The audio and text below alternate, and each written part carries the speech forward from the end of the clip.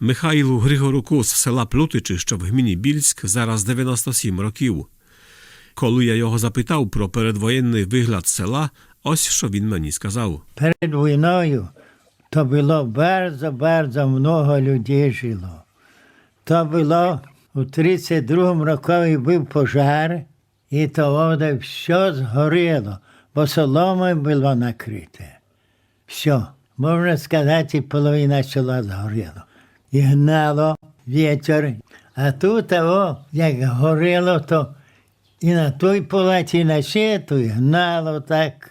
То ми на Пругменю були, коло стодоли на Пругменю, як гнало. От і так-то. Це хумниця була, ну пасвісько було, велике пасвісько. Бидло ганяли, свині пасли, коні, овачки і телята навіть і пасли.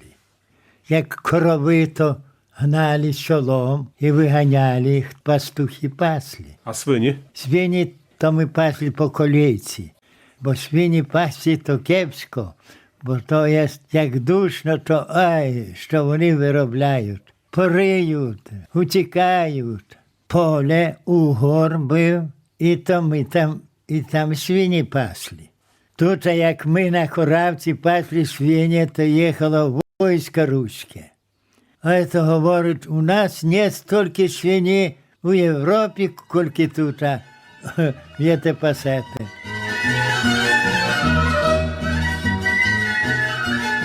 Михайло Григорук з Плутич, як молодий хлопець, став Теслою, але до цього в періоді німецької окупації побував на примусових роботах у німців. Всіх молодих людей, хто мав родину, і всі браті на 32 фури поїхали до Бєльська, нас, із Плутич. Хлопці, дівчата, всі тої, ну, на роботу до німця. І то ми що, тоді некоторі поїхали, а нас з Арбацанту з Бєльська завезли до Білостоку. Хлопці позбиралися, ми їх давай утікати. І втекли, і то ми жили, а потім, що, побачили, що нас є, хлопці кавали, і тоді знов приїхали другий раз. І нас завезли до Струди. Там в Оструді велике єзеро було. І коло того єзера стояли блоки, і люди жили всякої нації. Витягали дерево, і 2 тертаки було, і різали, і відправляли німці. І тоді що? Ми поробили там 2 неділі і давай утікати. То хлопці втікав Льонька Корпачов, Гаврилов Степан, Мокренін Владик і Спасюк Іван. І то йшли 4 ночі назад. У день то ми на цвинтажах, бо на цвинтажах людей мало, а вночі йшли. І прийшли аж до Дєлдова. То було осені, з кошиками йшли. І тут нас, браття, огляділи, що ми втекнері. І то нас злапали, і до такої сприці. І тоді що? Приїхала фура, і шнель на фурі, і завезли до Дєлдова. І для кожного 25 на сраку. За те, що втікали. Нас було 5 чоловік. І тоді до лагерю, до Дєлдова, і в Дєлдові ми там сиділи. Ой, в лагерях то побили. Мокренін Владик, як ми називаємо, і я, і Льонька гружували угель. Нас загнали. І то що, як стали нас німці бити, як той Мокренін Владик скочив, і кишка вирвалася. І забрали його до шпиталя. Сиділи 2 місяці.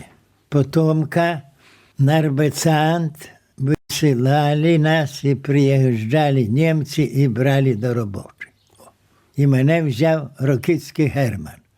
І було у його 3 хлопці, і то що ми спали коло коні. Було 7 коні, і ми там спали. А я вже був такий слабий. у Дялдові. Вже ще тиждень часу так було. No jaka tam była robota w gospodarstwie? В господарстві.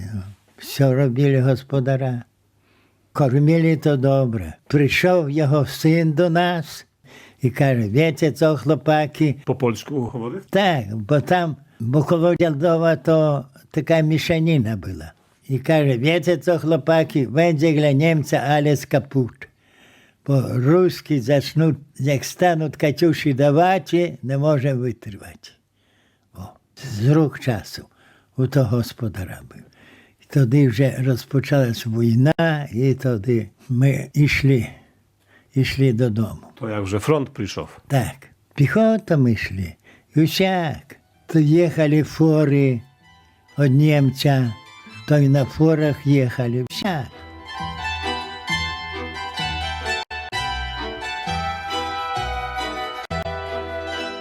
І тоді що? У 16 років вже пішов учитися за майстра. І тоді ставили хату, і мене взяли, і то я робив з ними. Бенедикт Ухведор був цілий майстер. По війні, то я вже потім у Плютич поставив 14 хатів. А в Золотнику, знаєш, де Золотники? То я поставив в Золотнику 3 хати. І то 2 хати у Лондки, а то із Дельова.